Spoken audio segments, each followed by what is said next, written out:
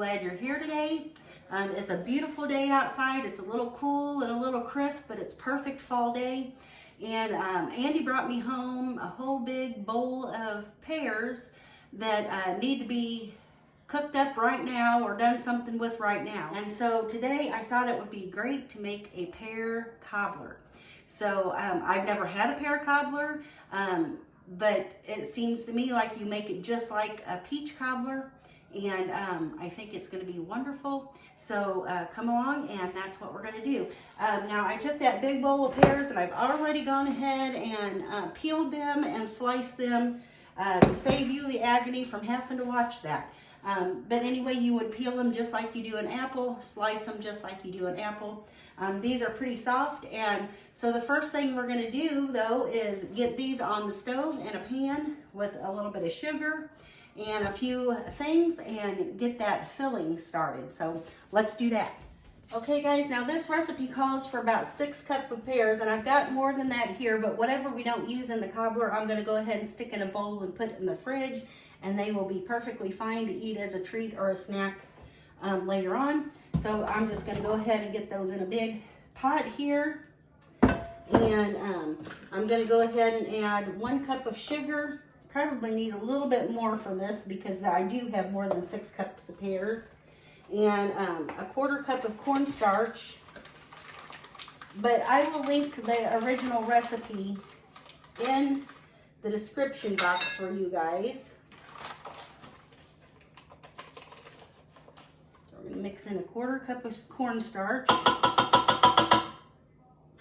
and I'm going to need about 1 cup of water. The recipe says half to 1 cup of water. I'm going to go ahead and use a cup. And so these will be nice and liquidy here, and they don't burn on the bottom of my pan. I'm just going to stir that up.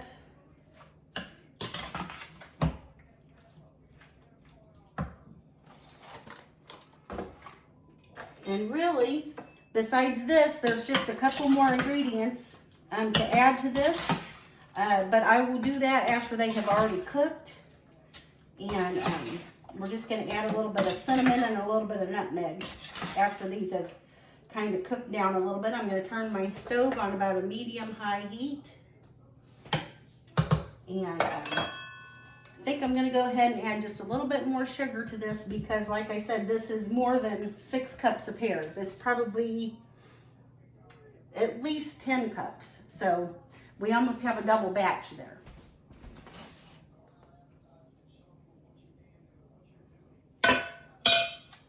Okay. And now, since I have these on the stove, I'm going to go ahead and preheat my oven to 350 degrees. And let's see. Then the next thing is real easy, so we'll do that. I'm going to put 1 stick of butter in my casserole pan or my 9x13 baking dish and stick it in the oven while this is preheating, and then we'll get to making the batter.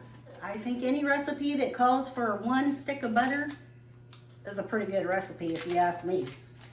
But butter makes everything better. It sure does. So I'm going to go ahead and put this whole stick just down in the bottom of my baking dish here. And we're just going to put this whole dish right in the oven like this. And while the oven is heating up, this is going to melt that butter.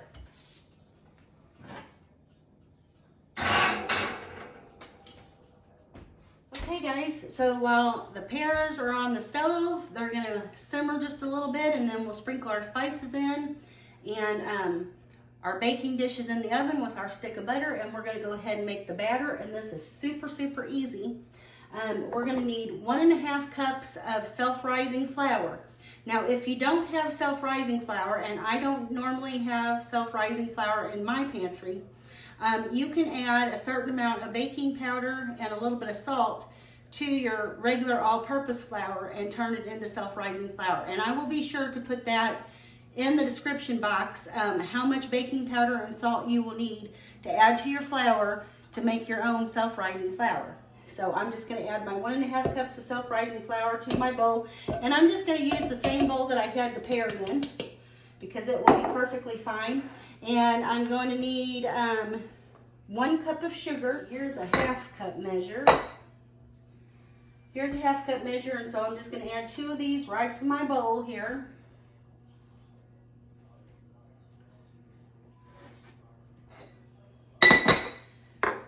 Okay, and now you're going to need 1 1/2 cups of milk. So I've got my 1 1/2 cups of milk here. And now you don't want to mix this with the beater. You can use a whisk or a fork or something like that. So let me get my fork. So I've got a fork. Like I said, you don't want to mix this with a beater. You just want to do it by hand.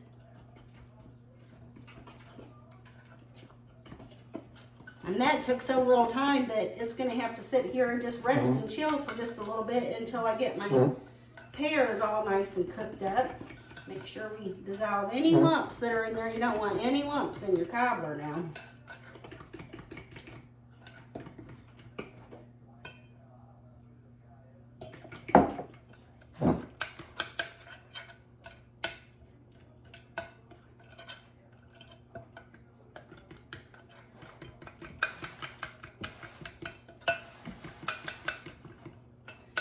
Probably should have added that milk just a little bit at a time and stirred it around in there so we don't have any lumps, but these will work their way out, no problem. Yeah, there you go. Nice smooth batter there.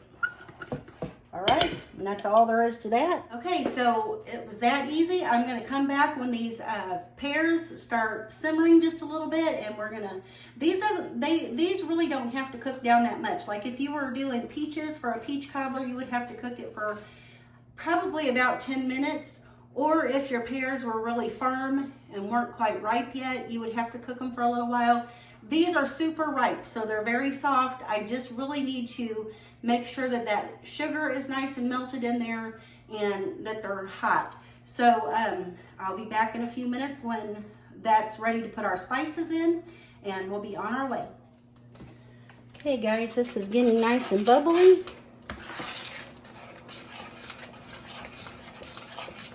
And so we're going to go ahead and add our cinnamon and our nutmeg to it and get it off the heat so it doesn't scorch or anything like that. So let's see, we're going to need, I think, a teaspoon of cinnamon. I'm just going to sprinkle it in there. And we're going to need some nutmeg. And I've got whole nutmeg here. And I'm just going to take one of those and grate it real quick. Don't know where my little rasp is, but I just got this little grater right here. It's just a little tiny one, and you only need just a little bit of the nutmeg. Just a real tiny bit. There's our oven. It's preheated. That nutmeg smells good.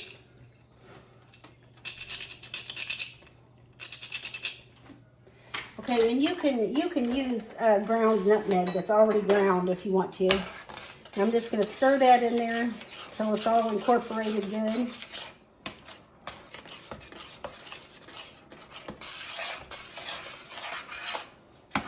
And you don't even have to put cinnamon and nutmeg in this. If you just want plain old pears, you can do just plain old pears. There you go. That looks good there. Turn the heat off to that and just let it sit there for a second.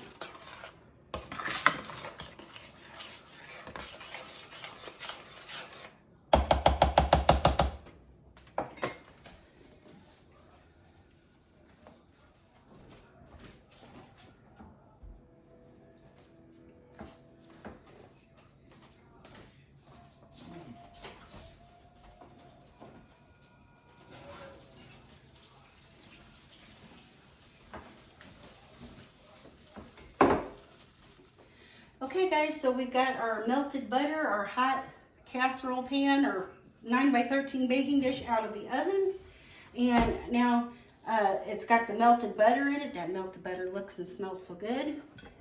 And now all we're going to do, this is super easy guys, and it just takes a minute, is we're going to just pour this batter in the pan over the top of that melted butter.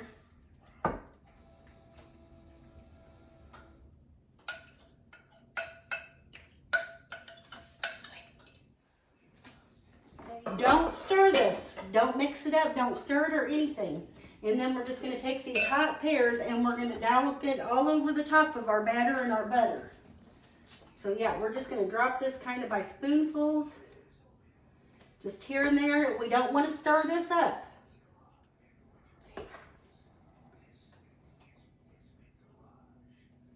Just put as many as you like. Just all over the top here, just dollops of pears. Yeah, just all over the top. And you're not gonna stir this up. You don't wanna mix it or stir it in any way. We're just dolloping all this yummy, sweet pear goodness on top of this batter with the butter. And like I said, you use as much as you like, but you might wanna leave just a little touch of spots that don't have much in it. And there you go. You don't stir it or anything. Don't mix it or you'll mess it up. So we're going to get this in the oven. Doesn't that look good? It looks so yummy. It smells good already.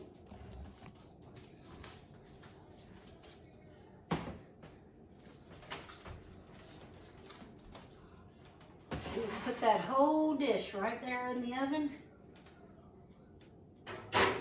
Real gentle. It's hot now, so be careful. Okay, so the peach cobbler is in the oven. It's smelling good already. We're gonna let this bake at 350 for about 50 minutes. I'll come back and check it. And when it's done, we'll take a look at it. And we might even give it a taste test in a bit. So, see you in a minute. Whew, y'all, this is smelling so good. So good, and it's looking super, super good. I cannot wait to try this. Oh my gosh. Yeah.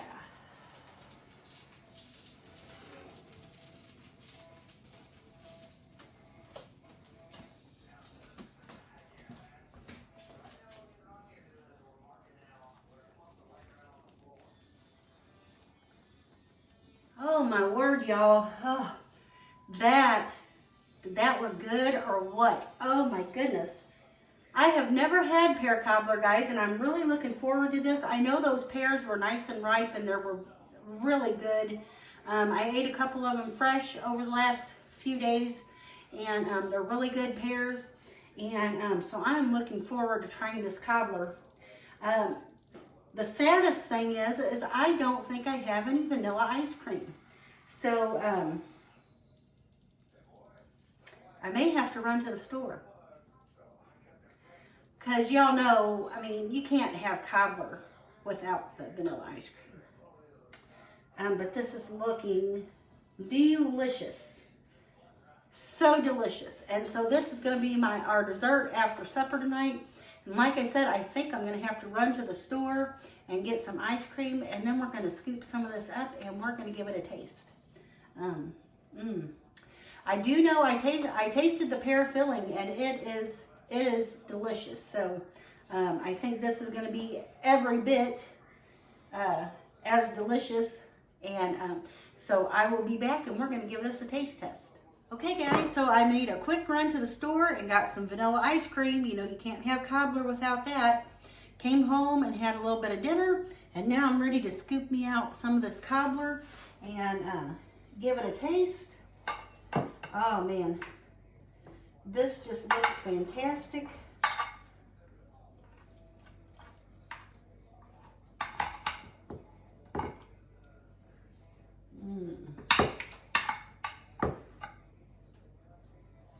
Okay, and I bought some Breyers natural vanilla ice cream to go along. Oh yeah, that's scooping up really nice. Got me some nice vanilla ice cream on there, just a dollop, maybe a little more.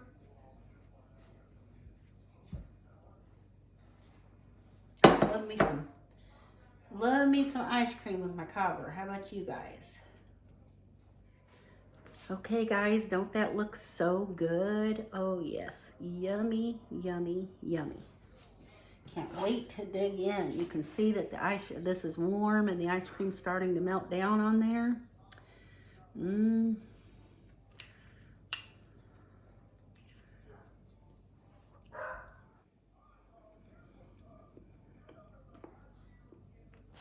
Oh. Yeah. That is the bomb, guys. Perfect for this chilly fall evening. This is good. You gotta try it.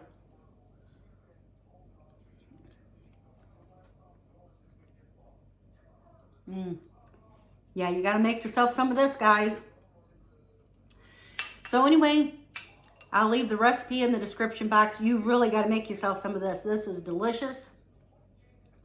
It's sure to please the whole family. And if you don't have a family, make it for yourself.